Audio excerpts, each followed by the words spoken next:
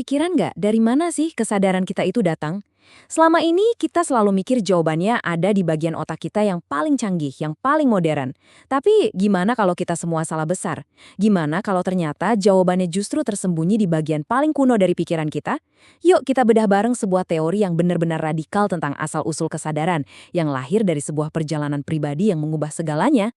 Suara yang mengerikan barusan itu adalah ingatan dari seorang ahli neuropsikologi bernama Mark Solms waktu dia masih kecil. Dan ini bukan sekedar kenangan buruk biasa loh, ini adalah momen, detik-detik yang memicu pencarian seumur hidupnya untuk menjawab salah satu misteri terbesar di alam semesta. Apa itu pikiran? Jadi waktu Soms baru berumur 4 tahun, kakaknya jatuh dari atap. Cederanya parah banget di bagian kepala. Nah, perubahan drastis pada diri kakaknya setelah kecelakaan itu menanamkan satu pertanyaan yang dalam banget di benak Soms kecil. Sebenarnya pikiran itu apa sih? Tragedi inilah yang akhirnya membawa dia ke dunia neuropsikologi dan yang paling penting ke dunia psikoanalisis. Oke, sebelum kita lanjut, biar kita paham betapa radikalnya ide Solms, kita perlu tahu dulu nih teori dominan yang dia lawan. Selama lebih dari 1 abad, dunia sains itu percaya sama satu gagasan yang disebut kekeliruan kortikal. Gampangnya gini, semua yang bikin kita sadar, pikiran, perasaan, dunia batin kita yang kaya raya ini dianggap berasal dari korteks cerebral. Itu loh lapisan luar otak kita yang paling canggih. Intinya, para ilmuwan yakin banget, semua yang bikin kita jadi kita, itu adanya di korteks, titik. Asumsi ini tuh kuat banget, bahkan sekelas Sigmund Freud pun setuju. Jadi, kesadaran itu dianggap kayak mahkotanya evolusi otak manusia, paling puncak, paling hebat. Tapi, di kliniknya, Solms mulai melihat ada yang nggak beres sama teori ini. Dia nemuin kasus-kasus aneh yang sama sekali nggak masuk akal kalau kekeliruan kortikal itu benar. Kasus-kasus yang seolah-olah membisikkan sebuah kebenaran yang mengejutkan. Nah, ini dia pertanyaan kuncinya.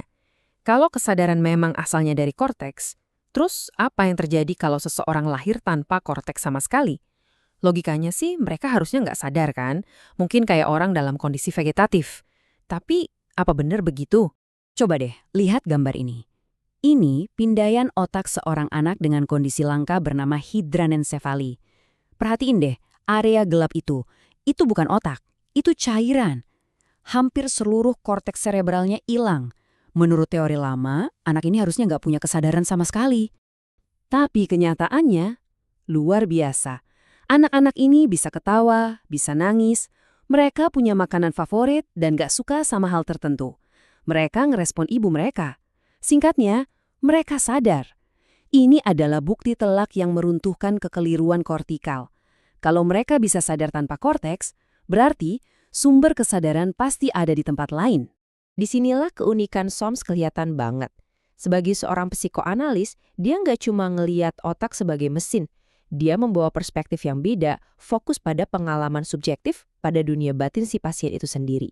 Solms ngerasa neuropsikologi tradisional itu udah melupakan sesuatu yang paling penting, jiwa atau psyche.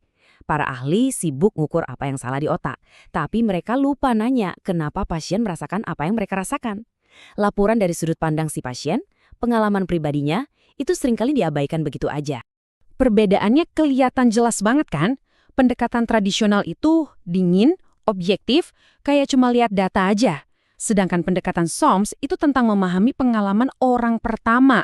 Bukan cuma ngukur seberapa parah kerusakannya, tapi nanya, apa sih makna di balik kesalahan atau ingatan palsu yang muncul ini? Contoh paling pas itu kasus Tuan S.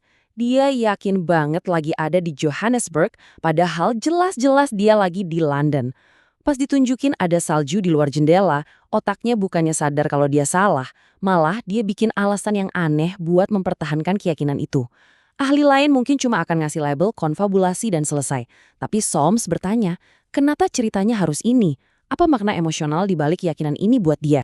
Nah, semua petunjuk ini, mulai dari anak-anak tanpa korteks, pentingnya pengalaman subjektif, sampai makna tersembunyi di balik cerita pasien, semuanya mengarah ke satu kesimpulan yang radikal.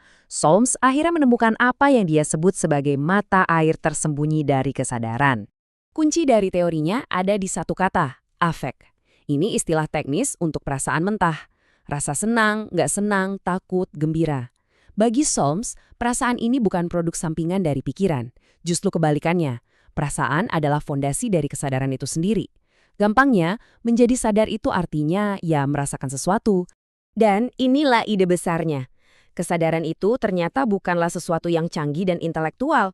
Ia kuno, primal, dan asalnya dari batang otak. Bagian otak yang bahkan kita miliki bersama dengan ikan. Pikiran, memori, persepsi, semua itu datang belakangan, dibangun di atas fondasi perasaan yang paling dasar ini. Analogi pembangkit listrik ini ngejelasinnya dengan pas banget. Coba bayangin, batang otak itu kayak pembangkit listriknya yang menghasilkan energi mentah, yaitu perasaan atau kesadaran itu sendiri. Nah, korteks itu ibarat rumah kita dengan semua peralatannya. TV, lampu, komputer, secanggih apapun peralatan di rumah kita, kalau nggak ada listrik dari pembangkitnya, ya semuanya mati. Korteks itu nggak menciptakan kesadaran, dia cuma menggunakannya. Jadi, apa artinya semua ini? Kalau Solms benar, berarti seluruh pemahaman kita tentang pikiran, tentang penyakit mental, dan bahkan tentang kecerdasan buatan, itu harus ditulis ulang. Ini benar-benar mengubah segalanya. Implikasinya luas banget. Coba pikirin soal kesehatan mental. Ini ngejelasin kenapa obat yang targetnya ke batang otak bisa mengubah cara kita memandang hidup. Pikirkan soal hewan. Ini menegaskan kalau mereka itu makhluk yang sadar dan bisa merasakan sesuatu, sama kayak kita. Dan buat AI, tantangannya jadi jelas. Lupain dulu soal kekuatan pemrosesan. Kalau mau bikin kesadaran, kita harus bisa bikin mesin yang bisa merasa. Dan ini semua meninggalkan kita dengan satu pertanyaan besar yang bikin merinding. Kalau otak kita, satu-satunya alat yang kita punya untuk memahami dunia, ternyata punya batasan, lalu realitas apa yang selama ini kita lewatkan? Jangan-jangan seperti pasien yang nggak sadar akan kesalahannya, kita semua juga hidup dalam gelembung persepsi kita sendiri. Nggak sadar apa yang sebenarnya ada di luar sana? Sebuah pertanyaan yang mungkin akan terus menghantui kita.